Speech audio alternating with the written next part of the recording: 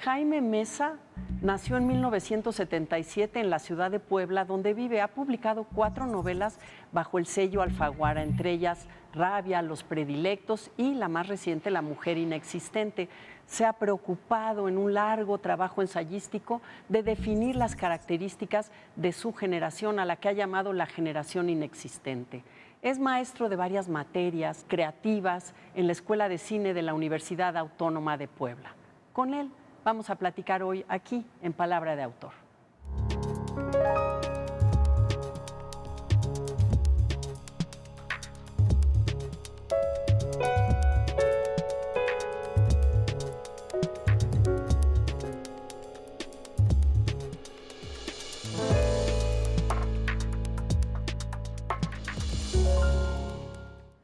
Jaime, me da mucho gusto que estés aquí con nosotros en Palabra de Autor. Hola, muchas gracias por la invitación. Claro. Aquí en este bellísimo colegio de San Ildefonso. Y frío.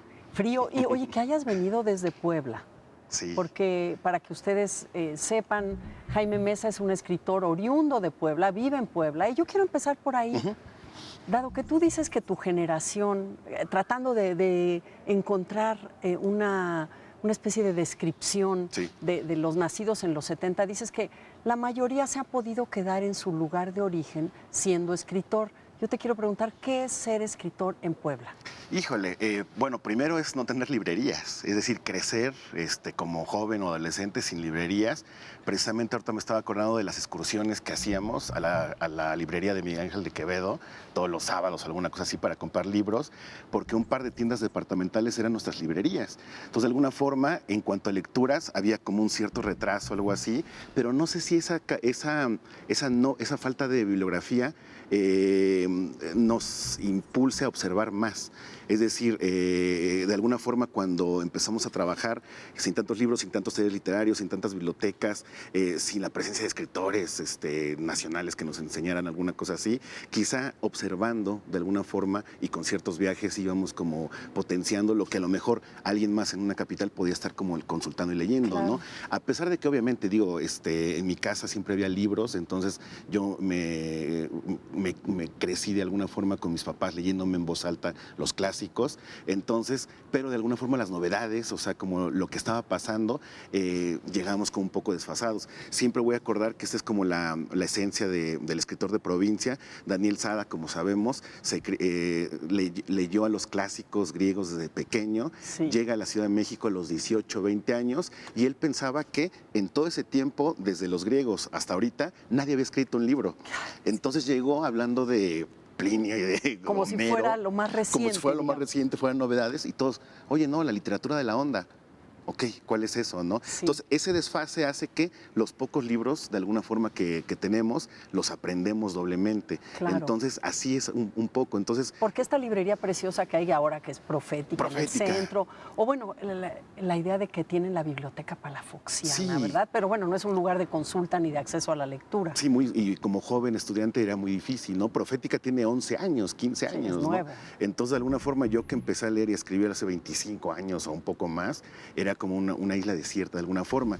Esto ha pasado, lo que decías de las generaciones, ¿no? Antes era impensable ser escritor en Zacatecas, es decir, ser escritor publicado en todo México, ¿no? Claro. Eras un escritor local y te quedabas ahí, tenías que venir a la Ciudad de México a hacerlo, pero de alguna forma yo creo que el internet potenció que nos quedáramos en donde vivíamos, que fuéramos amigos de gente de Tijuana hasta Campeche de alguna forma, que nos pasáramos los manuscritos, y las tertulias de café y de bares que usualmente hacían las otras generaciones en la Ciudad de México, las hacíamos de nuestras casas. Entonces era como más barato, más posmoderno de alguna forma, y así nos educamos literariamente una gran generación. Eso es bien interesante. Yo creo que empezó desde los 60 con todo este grupo del norte Toscana, Eduardo Antonio Parra.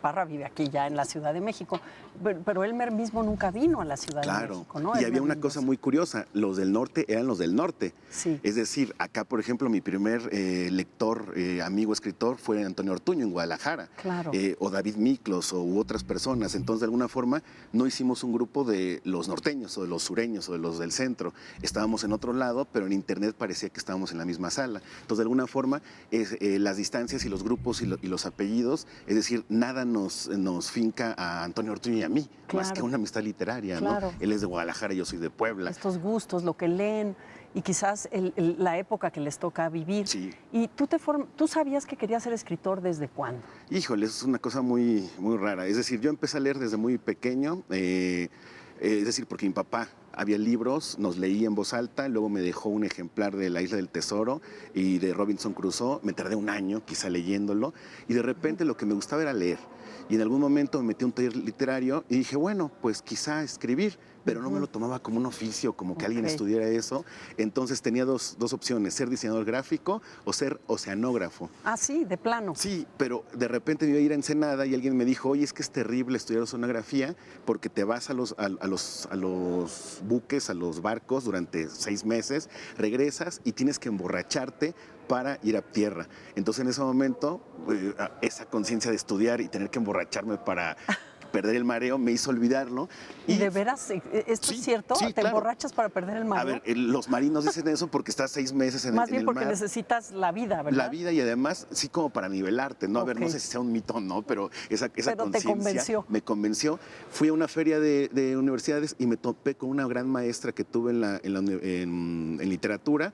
Y me dijo de entrada, ¿qué quieres ser? No, pues me gustaría ser escritor. Aquí no vas a aprender nada de eso, pero vas a aprender a los clásicos y a esto, a esto, a esto. Me leyó el plan de la facultad y me puse a estudiar ahí, y lo que entendí es que la carrera no me iba a dar absolutamente nada para ser escritor, más que lecturas, pero no la vida, no la lucha en la trinchera. Claro. Y estuve en talleres literarios todo el tiempo hasta que en el 99 llegó Daniel Sada a un taller, iba una vez al mes. ¿A la Casa del Escritor? A la Casa del Escritor, lugar precioso. Supuesto, a mí me ¿no? tocó dar talleres también ahí, fíjate. Claro, inaugurado por los premios Nobel y todo esto, ¿no? Por Pedro Ángel. En una casa antigua divina. Hermosísima.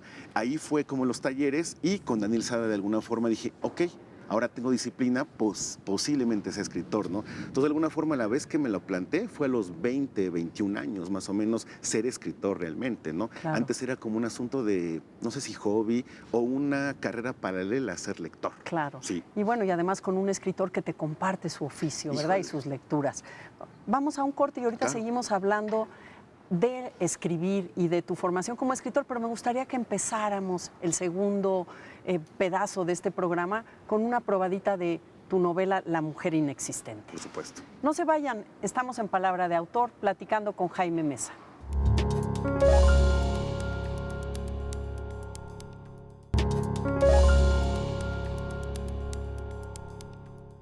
Es curioso conocer realmente a alguien después de muerto, curioso y trágico. Aún ahora, cuando mis amigos me cuentan historias o me relatan cualquier cosa cotidiana, busco dentro de su mirada un detalle que me revele que detrás de lo que cuentan hay algo más. Mi vana ilusión es que no sometan sus secretos a la hermética cueva de su intimidad.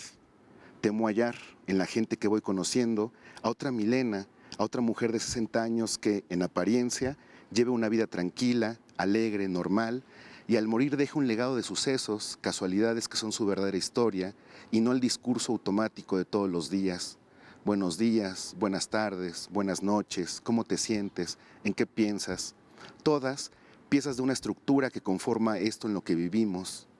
Tengo miedo, ahora, de que en alguna de esas miles de casas, cuartos de hotel, covachas, haya manuscritos abandonados que cuenten la historia verdadera, una historia verdadera, alejada de nosotros, los lectores, y que el tiempo, la humedad, las polillas vayan consumiéndolos. Cuando una historia se destruye, tenemos una posibilidad menos de hacer algo con nosotros mismos, de cambiar algo del mundo. Qué terrible pavor el de no poder salvar del olvido todos esos libros que permanecerán desconocidos hasta el final de los tiempos y que, buenos o malos, se quedarán atorados en el limbo como las almas de los perros reventados en las carreteras. Jaime, con este fragmento que nos acabas de leer de La mujer inexistente, tu más reciente novela, pues hay ya un largo camino desde que publicaste Rabia en 2008, ¿no? Predilectos, Las bestias negras, ahora La mujer inexistente. Fuiste un novelista muy afortunado desde el principio, digamos, es el sello Alfaguara el que te ha publicado estos libros preciosos que todos consideramos piezas literarias no solo bellas, sino importantes e interesantes. Sí, claro. Sí, incluso, digamos, desde el principio yo cuando empezó a escribir quería estar en Alfaguara por alguna cosa, sobre todo porque habían publicado los autores del boom. Sí. Es decir, estaba José Donoso, Vargas Llosa, Cortázar, ¿no?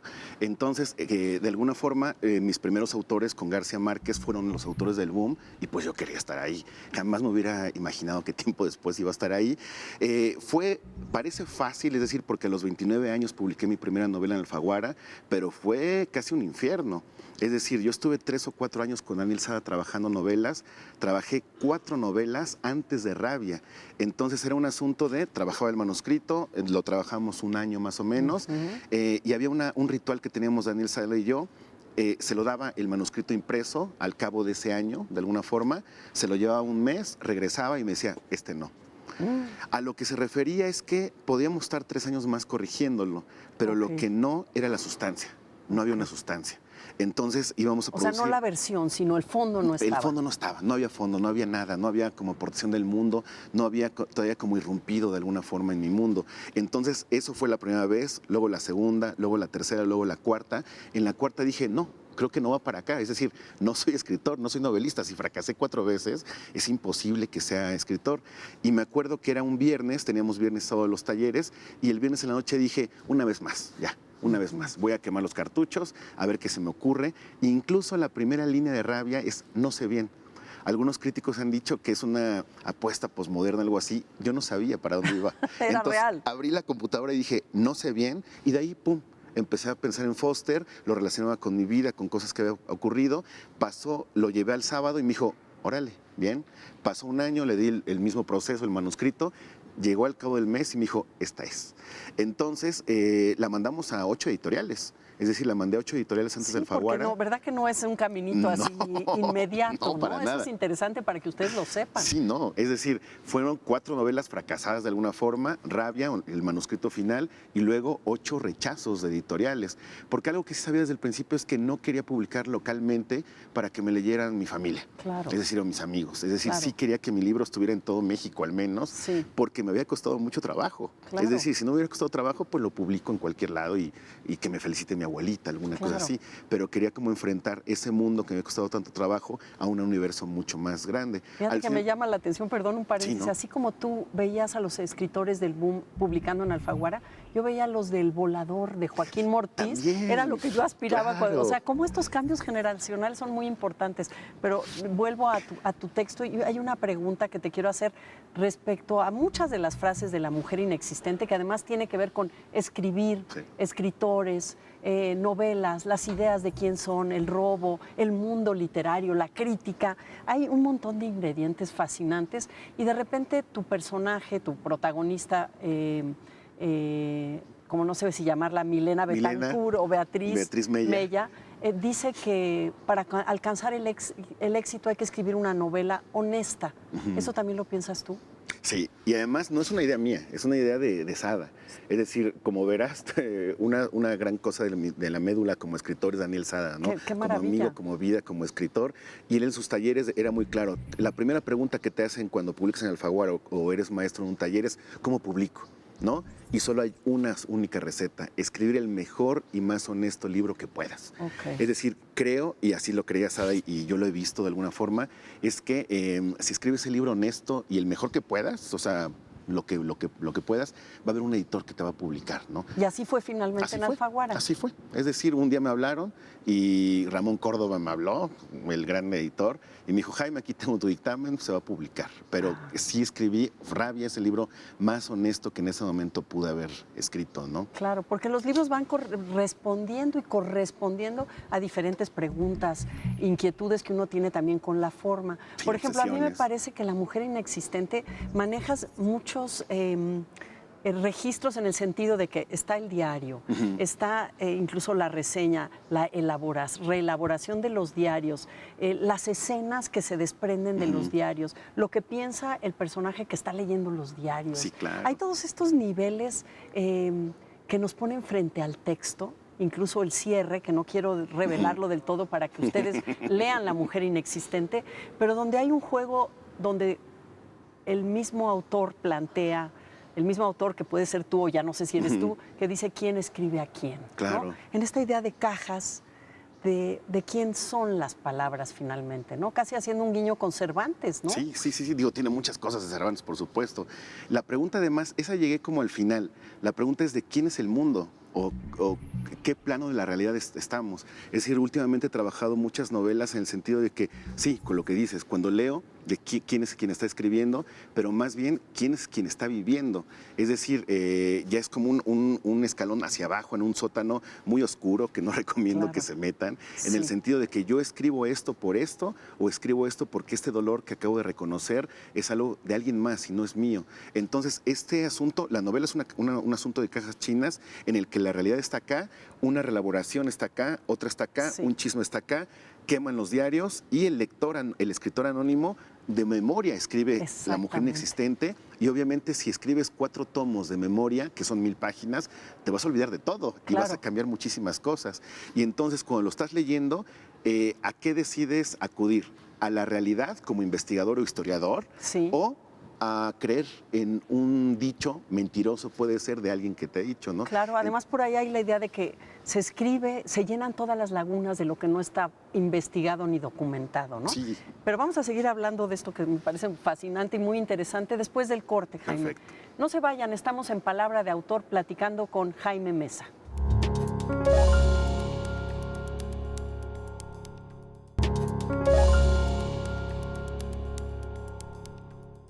Estamos con Jaime Mesa platicando sobre todo de su novela más reciente, La mujer inexistente, y de la generación a la que pertenece. A mí me parece que crear un personaje es una de las tareas más fascinantes y difíciles de un novelista, ¿no, Jaime? Y Beatriz, este personaje, Milena Betancourt, Beatriz Mella, es verdaderamente doloroso. Es un personaje triste, pero patético, pero grotesco. Es alguien que quiere una voz, quiere ser alguien y no puede ser alguien. Hijo, sí. Es bien complicado. Sí, pero es curioso. Digo, muchos de mis personajes los saco en una combinación entre lo que yo he sentido en algún momento y lo que he visto que otras personas han sentido, como muchos, ¿no? Pero curiosamente ahorita cuando relataste lo de la serie del Volador, obviamente yo también crecí con la serie del Volador y además del Alfaguara, yo quería estar en la serie del Volador. Ahí estaba José Agustín, ¿no? Sí. Y me quedé a puntito, porque Isaí Moreno, como recordarás, publicó Adicción cuando recuperaron la serie del Volador, sí, con Antonio Ortuño y Servín y varios, y fue eso como en el 2004, y en el 2006 dejó de aparecer en la colección. Entonces yo tenía mi manuscrito por ahí y ya no entré a hacer, me hubiera estado en la serie del Volador. Entonces a lo que voy es que esa frustración de que en el taller de Sada, Isaí fue el que primero publicó, pero yo quería, es decir, tenía 27 años, quería publicar en algún momento, y al ver que no iba a pasar en un buen tiempo porque apenas necesitaba aprender a escribir y entregar una novela honesta, como decíamos, ese asunto de la amargura o de la frustración o de no llegar, aunque estaba muy joven de alguna forma, lo empecé como a aprender. Y tiempo después es uno de los motores de Milena Betancourt. Es decir, la diferencia es que Milena Betancourt durante 60 o 60 años ha intentado todo y ha fracasado todo. Y da talleres, forma, son los escritores jóvenes son sus pigmaleones. Claro. ¿No?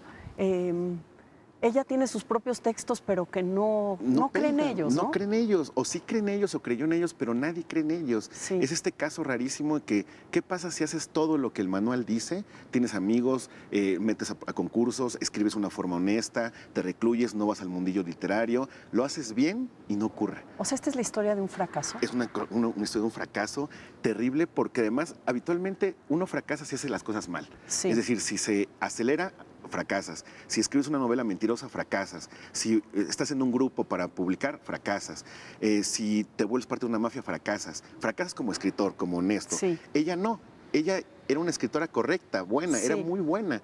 Pero tenía no su lugar. Tenía su lugar y no ocurrió.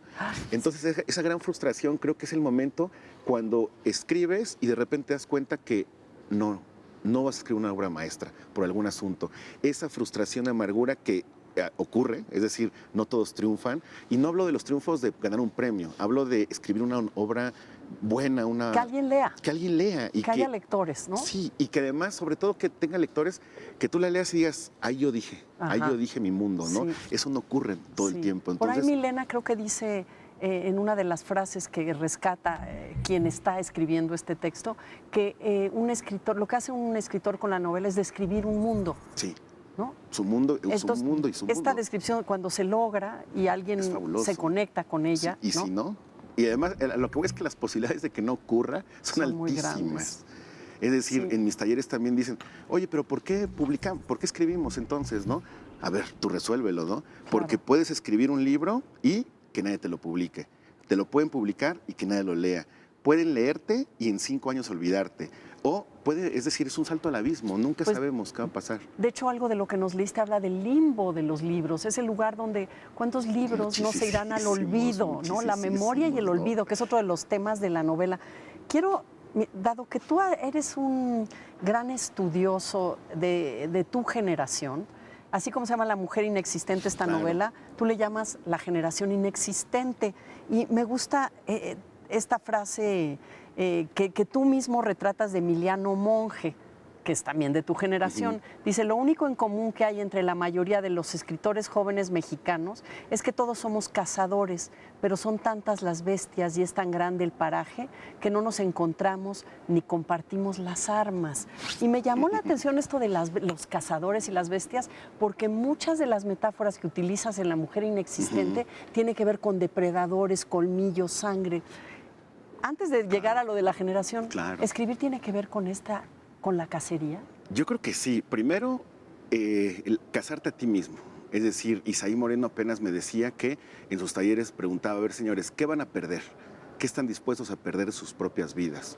Y todos, ¿cómo? ¿Hay que dar algo? Sí.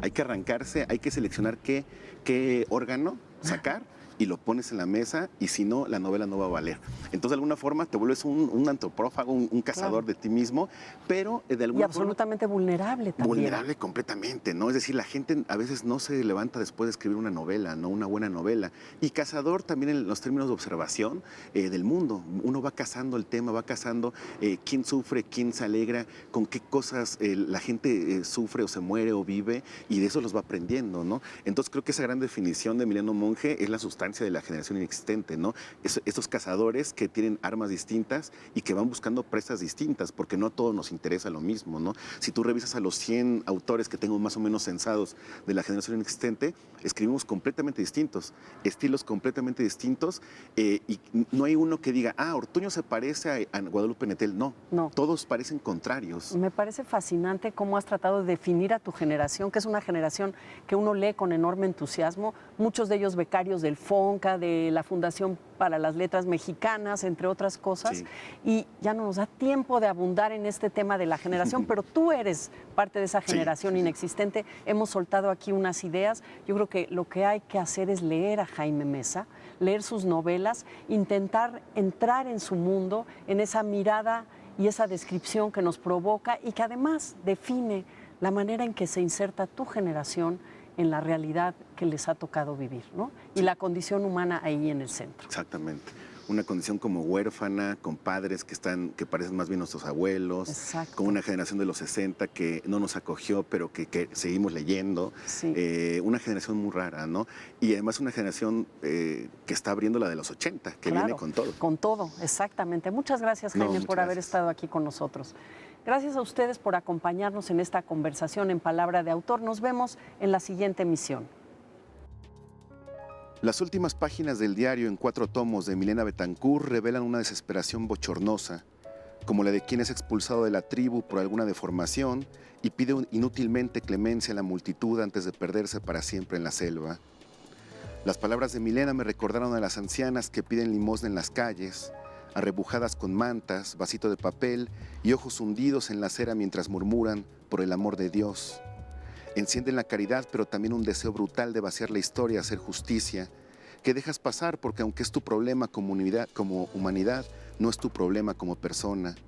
A fin de cuentas, la caridad, el deseo de ayudar, se transforma en amargura porque no puedes hacer absolutamente nada para evitar que una anciana muera olvidada y sola, excepto que te la lleves a casa, la alimentes y, en lugar de darle una moneda como finalmente haces, le salves la vida.